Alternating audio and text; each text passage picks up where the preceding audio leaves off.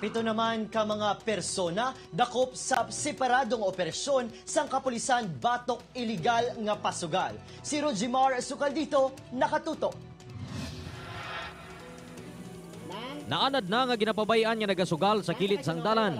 Gani na dimat, rason niya sila na ang nadakpan sa separadong operasyon sang kapulisan sa Arevalo, syudad sang Iloilo. Una nga gidakop Sanday Rogelio Amarador, Annalyn Roquero sang Barangay Alegro Uton, kag Renato Flores sang Barangay Poblacion South Uton. Nandakpan ko mo? May nagreklamo? May nagreklamo ko, no? Tapos?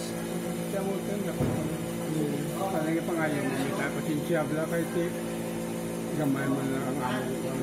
Nakuha sa ilang isa ka set sang baraha, kag taya nga makapin 382, samtang nga nagahampang sang tongit sa Barangay Santo Niño Sur, Arevalo, alas 5:15 sang hapon. Nasikop man sang intelligence team sang Arevalo PNP, mga alas 6:30 sang gabi sa Zone 12, Kalaparan, Arevalo, Sanday Jane Tolentino, Elizabeth Nava, Maria Patricia Ortiz, kag Julian Poblacion sang nasambit nga barangay. Samtang nga nagamadyong kag nakuhaan sang isa ka set sang madyungan, taya nga 840 pesos kag mga dice ang mga suspetsado. Monitor anay kung tuod yun ang muli nga illegal gambling dira sa Kalaparan.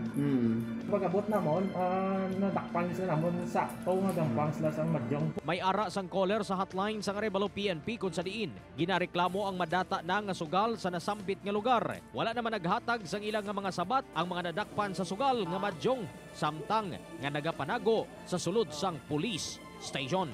Rojimar Sukal dito para sa One Western Visayas.